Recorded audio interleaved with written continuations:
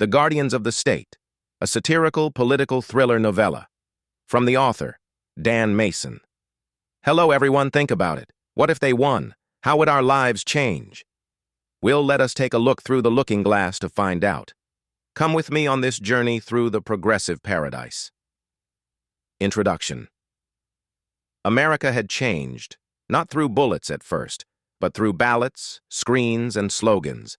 The cities fell one by one, not to foreign armies but to the fiery speeches of socialist leaders who promised a better tomorrow, free from the chains of tradition, faith, and family. The new rulers did not call themselves tyrants. They called themselves guardians, guardians of progress, guardians of virtue, guardians of the state. AOC rose as the lightning rod, Bernie Sanders as the aging prophet, and new faces from Minnesota and New York City carried the banner of the revolution forward. Together, they forged a regime that demanded obedience not through facts but through moral certainty.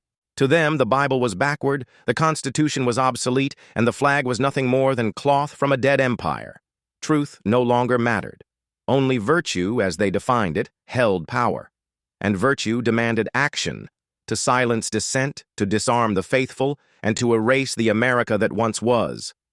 But across the plains and mountains, in small towns and forgotten hamlets, a different America endured.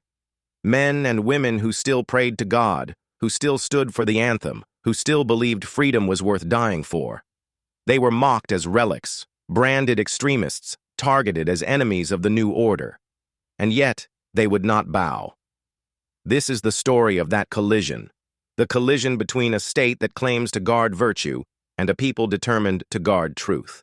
This is Guardian of the State. Chapter 1. The Virtue of Power. The banners hung across Union Square, red fabric stamped with white letters. Justice through equality. AOC stood at the podium, her voice sharp, her cadence polished. Cameras flashed, drones hovered, and the crowd waved clenched fists in rhythm to her words. "They call us radicals," she shouted, eyes locked on the mass of thousands packed shoulder to shoulder. "But we are the only true defenders of morality. We don't need their outdated Constitution. We don't need their twisted Bible. We know what's right, justice, equality, solidarity, and we will not stop until every inch of this nation reflects our vision." The roar thundered down Broadway. Beside her sat Bernie Sanders, aged but energized by the moment, his white hair whipping in the autumn wind. To his left, Vernie, the newly elected socialist from Minnesota, adjusted her scarf and whispered into his ear. Behind them, the Democratic governor of New York City. Yes, they had rewritten the very fabric of statehood, appointing a city governor, with powers equal to Albany, stood with folded arms, surveying the sea of followers. The movement had spread like fire. From Minneapolis to Manhattan, their message was clear. America's past had to die so a new order could be born. Facts no longer mattered. Numbers, deficits, crime rates, border chaos, none of it counted. What mattered was the purity of their virtue, and their virtue demanded action. Chapter 2. Disarming the Enemy. 2 blocks away, inside a dim bar with blacked-out windows, a dozen men sat around a table. Their leader, a retired Marine colonel named Jack Hargrave, leaned forward. "They've taken the big cities," he said, his voice low but steady. "They're coming for the rest of us. They'll start with disarmament, then camps, then whatever's left of the opposition. If we don't organize now, we'll be picked apart piece by piece." A young man in a leather jacket, an iron worker from Staten Island, slammed his fist on the table. "They already came for my neighbor. Cops showed up last night, said he had too many rifles, hauled him away like a dog. His wife and kids are gone this morning." The colonel nodded grimly. "They don't hide it anymore.